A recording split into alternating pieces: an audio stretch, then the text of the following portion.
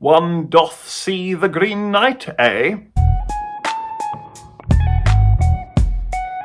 Hi everyone and welcome back to my channel. Today we're reviewing the long-awaited The Green Knight. Before we get started, please be sure to hit that like button down there. It helps this guy here, so thank you if you do. So The Green Knight is an Arthurian tale of Sir Gawain. Gawain. I feel like the films say it differently a few times, but I'm going to say Gawain because that's what it looks like to me. And one Christmas at the round table, a Green Knight appears in the hall. He is essentially a tree man. The only way I can describe his look is Treebeard from Lord of the Rings. Imagine Treebeard in a suit of armour. That's the Green Knight. And the Green Knight comes in and he says, one of your soldiers, you get one shot at this guy. But here's the little trick. In a year's time, I get to come back and deliver the exact same blow to you. Sir Gawain, quite stupidly, says, yeah, okay, piece of piss. And with that, he lopped her fucking head off. Sir Gawain, now feeling like Billy Big Bollocks, very quickly gets put back in his place when the Green Knight stands up, picks up his head and says, see you in a year, son. 1 year hence. And the story begins. What did I like about The Green Knight? The obvious standout to me is the cinematography and the camera work. This film is fucking beautiful from start to finish. And maybe the swear word seems excessive there, but no, that accentuates just how beautiful this film is. Every single scene and transition from scene to scene is like walking through an art museum. You go from fucking masterpiece to fucking masterpiece to another fucking masterpiece. It's endlessly glorious. I also really enjoyed the world building here. Arthurian legend is something that has been done to death, and everyone's heard some form of King Arthur tale of the Sword and the Stone and Camelot and all that kind of thing. And here it just felt reimagined, new, inventive. I felt like I wanted to see more. I wanted to know more. I feel like what they showed us was so captivating that it was just the tip of the iceberg, if that makes sense. It was so like, what the fuck is that? That I just wanted to dive even deeper into this other part of this film that isn't actually anything to do with why we're here. That takes quite a required skill to do that. Well done. I also need to point out the acting, and this isn't just Dev Patel. He is the star of the show and he is fantastic. I really rate Dev Patel. He is very quickly becoming a real leading star. For me, he will always be I.M.O from Skins. I can't fucking pee if you're looking. You're looking, aren't you?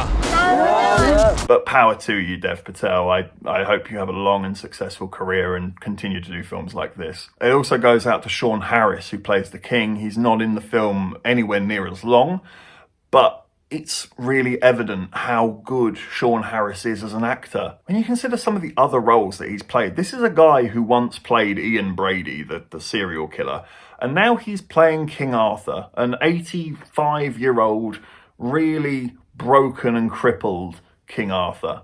This man has range. The other standout for me was Joel Edgerton. He's another actor for me that is seriously slept on. This guy can act. He just doesn't seem to get that recognition all the time, though. It seems to be here and there people seem to notice his skill, but I thought he was sensational here as well, even for the small part that it is. Alicia Vikander goes into the same bracket too. I also thought the story was incredibly original. It's not something that I'd ever heard of before. I think there's a good message to come from the film as well. It might take some uncovering. I don't know if you'll necessarily see the message the first time of asking.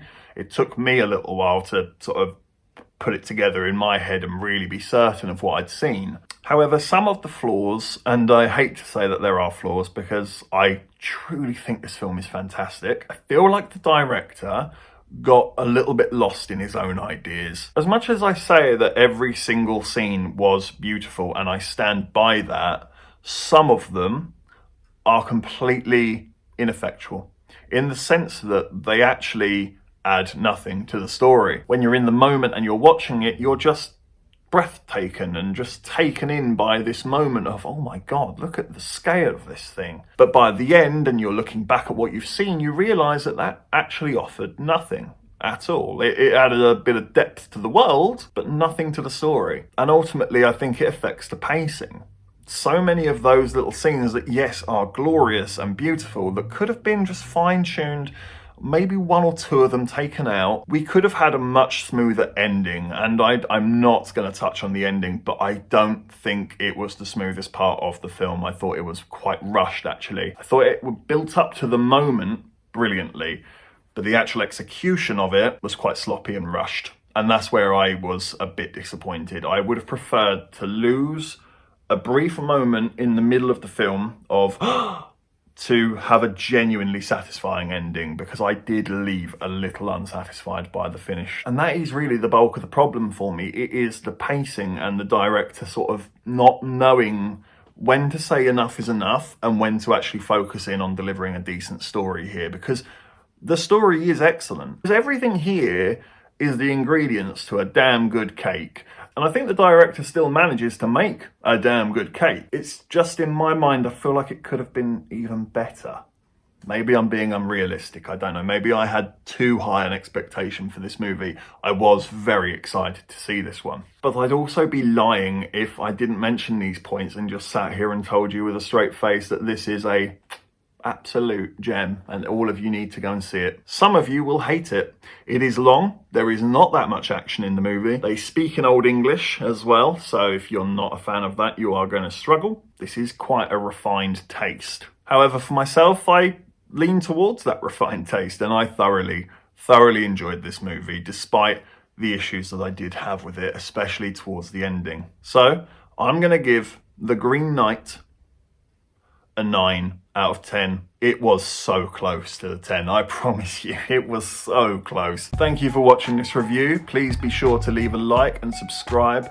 Make sure you hit the bell icon so that you don't miss any further uploads, and be sure to leave a comment as well. I would love to know what you thought of the movie. Take care, and I look forward to seeing you on the next review.